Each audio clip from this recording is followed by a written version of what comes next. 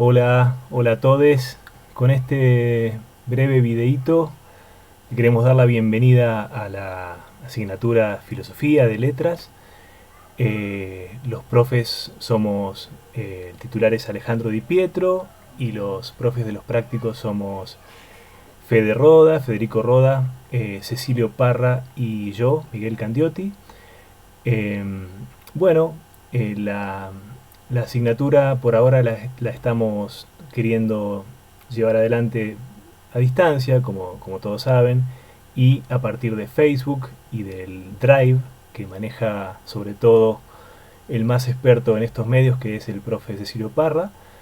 Lo ideal sería que todos sepamos usar el aula virtual, pero en primer año es un poco difícil que esto suceda, así que tratemos de que todos estemos atentos al Facebook y quienes sepamos de compañeros o compañeras o compañeres que no acceden al Facebook, estemos atentos a transmitirles las noticias que vayamos incorporando a Facebook los distintos profes, por favor, porque ya sabemos que hay, por ejemplo, ya sabemos que hay 180 inscriptas y solamente 120 personas que se han sumado al grupo de Facebook. Entonces quiere decir que, aunque es normal que no todo el mundo que se inscribe luego realmente curse la materia, bueno, habría unas 50 personas que no están accediendo al Facebook por algún motivo.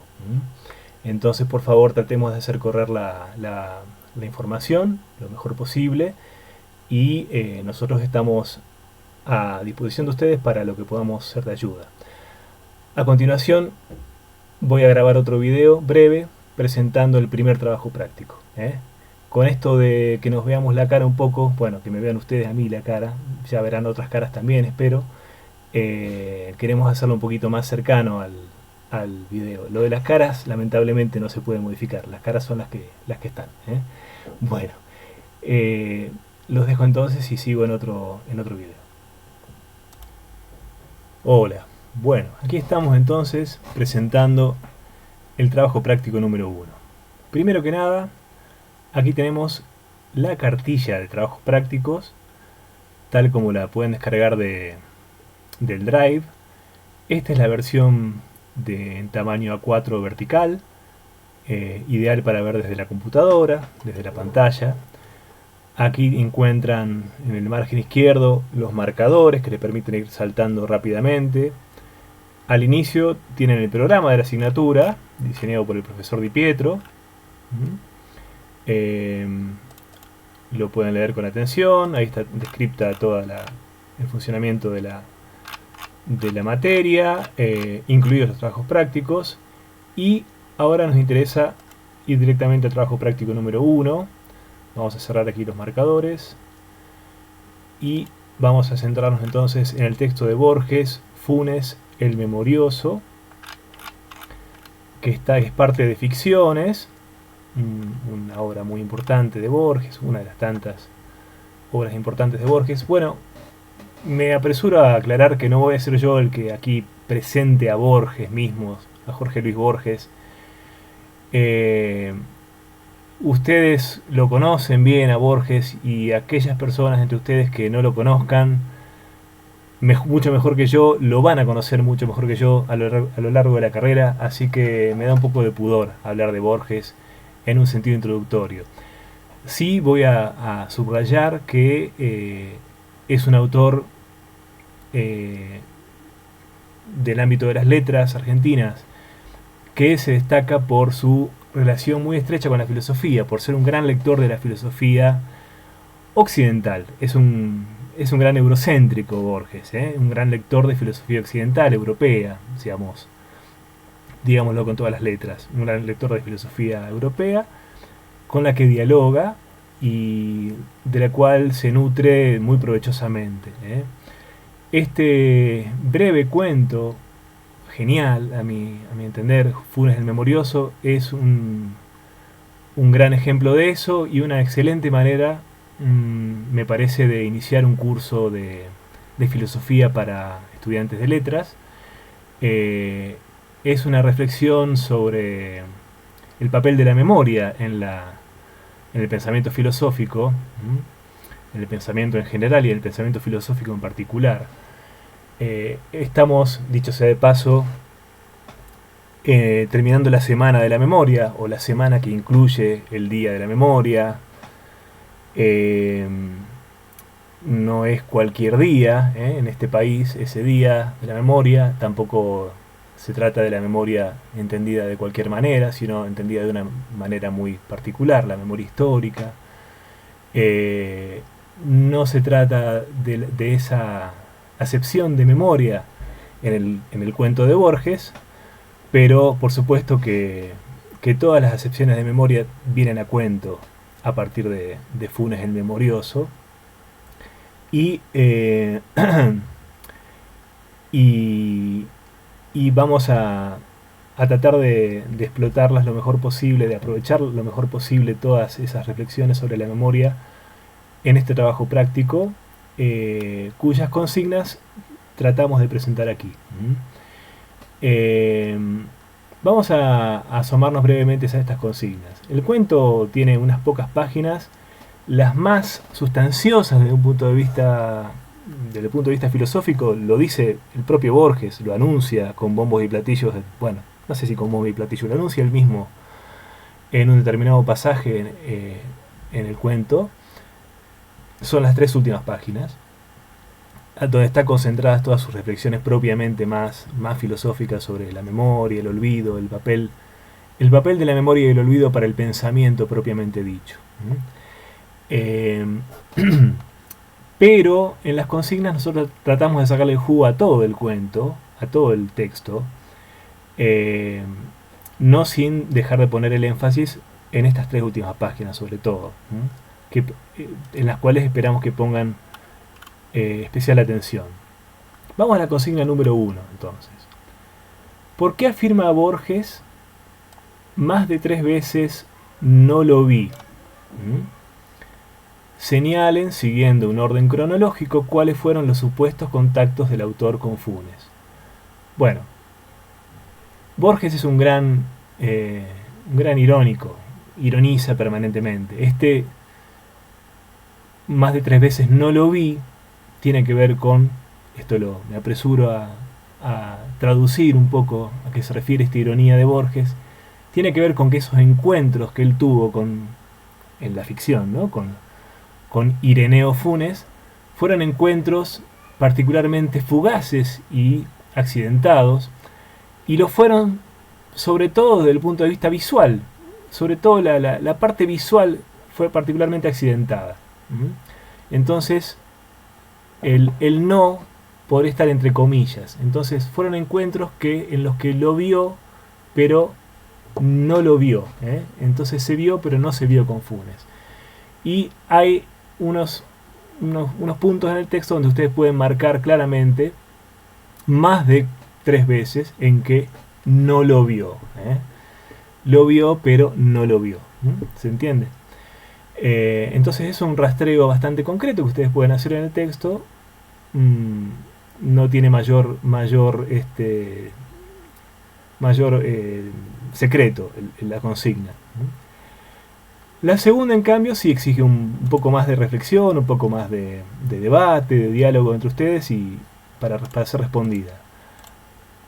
Habiendo sabido de qué es capaz la memoria prodigiosa de Funes, prodigio del cual hay numerosos ejemplos durante el texto, desde este anuncio que hay en esta observación de la pasionaria, con la cual se abre el cuento.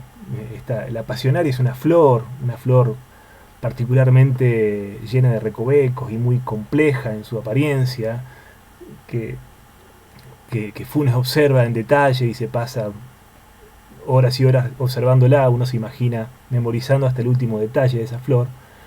Bueno, desde eso hasta los libros en latín que le presta el joven Borges. A propósito del libro en latín,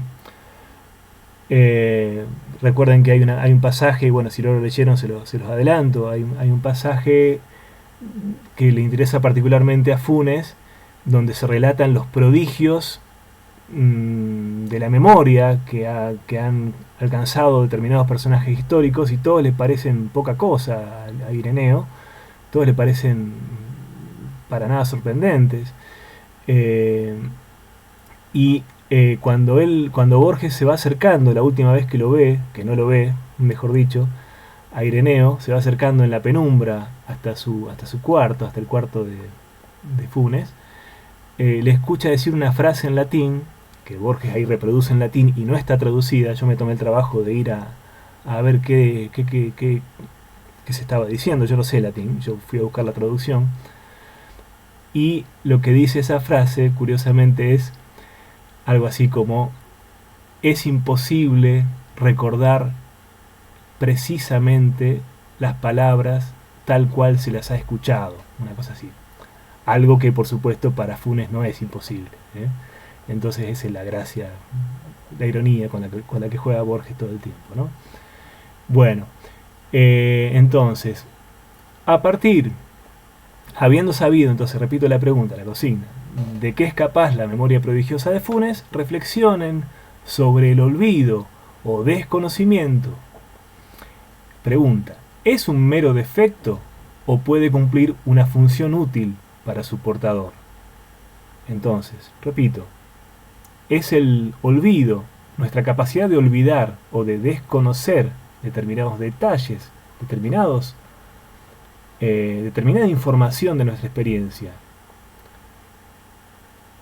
nuestra capacidad de desecharla, de olvidarla.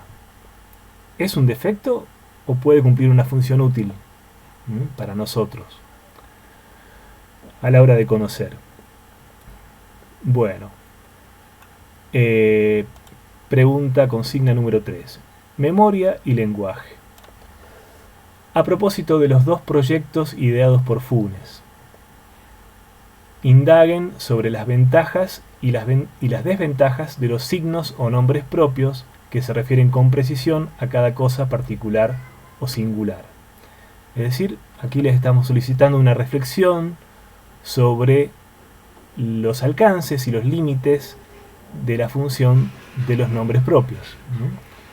Los nombres propios tienen la gran ventaja de hacerle justicia a la singularidad de los sujetos u objetos concretos, de no subsumirlos como meros casos de un género, o me refiero a género en cuanto a un universal, como meros casos de una clase o de un universal.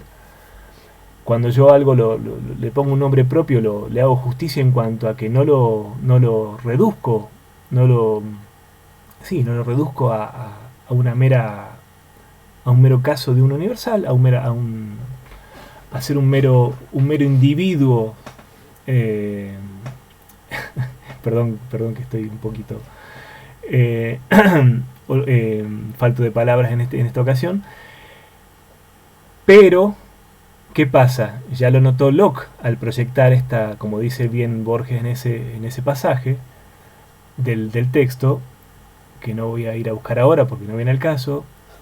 Al rechazar ese proyecto que él mismo ideó en un momento, de programar una lengua que consista solo en nombres propios, tal lenguaje que consista, o tal lengua, mejor dicho, que consistiese solamente en nombres propios, sería inmanejable, porque los nombres propios se multiplicarían casi al infinito, y sería imposible justamente de memorizar y de manejar una lengua o un código con tantas palabras o con tantos nombres. Entonces, bueno, a partir de estos elementos les pedimos una reflexión a partir de los nombres propios, sus alcances, sus límites. Consigna número 4. Escribe Borges: no trataré de reproducir sus palabras, las palabras de Funes, irrecuperables ahora. Prefiero resumir con veracidad las muchas cosas que me dijo Ireneo. ¿Qué relación establecerían entre este pasaje y lo que ya conocen sobre el pensamiento filosófico? Fíjense aquí, en todo caso, la virtud que puede haber en el ser incapaz de reproducir las palabras exactamente y en resumir simplemente con veracidad las muchas cosas que le dijo Ireneo. Fíjense que el cuento de 5 páginas podría haberse vuelto una aburridísima un aburridísimo informe de quizá 500 páginas, que ya no tendría nada de ironía literaria, sino más bien sería una especie de aburridísimo, bueno, aburridísimo experimento que no causaría gracia ni lo leería nadie. Bien, y la última consigna es esta. Quizás es la más escolar de todas y la que le resulte más enojosa, pero me parece que tiene sentido afrontarla, y después de todo estamos hablando de unas pocas páginas donde hace un rastreo que puede resultar incluso divertido, hecho en grupo y en cuarentena. Sin utilizar el estilo directo, es decir, sin citar, sin utilizar comillas, simplemente rastreando la información, redacten una biografía de Ireneo Funes, breve pero lo más completa posible, organizando la información recordada por Jorge Luis Borges. Es decir, ustedes tienen ahí en el texto una serie de datos sobre Ireneo Funes, que era, por ejemplo, que era trenzador, que vivía en Fraiventos, que tuvo el accidente que se cayó del caballo y que quedó tullido en un determinado momento, que perdió el conocimiento, pero que antes de perder el conocimiento con ese accidente ya tenía una serie de capacidades especiales, capacidades cognitivas especiales, por llamarlo así, que fumaba, que vivía con la madre, etc. Bueno, toda esa información, ustedes sabrán elegir cuál es la información relevante y cuál es la información olvidable, cuál es la información digna de ser recordada y cuál es la información que merece ser olvidada, descartada. Aunque les estamos pidiendo que hagan la biografía lo más completa posible, breve pero lo más completa posible. Bueno, espero que esta explicación de las consignas y este primer acercamiento que hemos querido tener desde la cátedra, concretamente desde los ayudantes de primera, que nos encargamos de las clases de trabajos prácticos, les haya servido. Y bueno, esperamos que puedan empezar a trabajar bien y que nos hagan las consultas que necesiten hacer. Estamos acá para intentar ayudarles y que la cuarentena se pase de la mejor manera posible, sintiendo que no nos embrutecemos, que la pasamos lo mejor posible y nos seguimos formando, seguimos creciendo y todo eso. Un saludo grande y hasta pronto.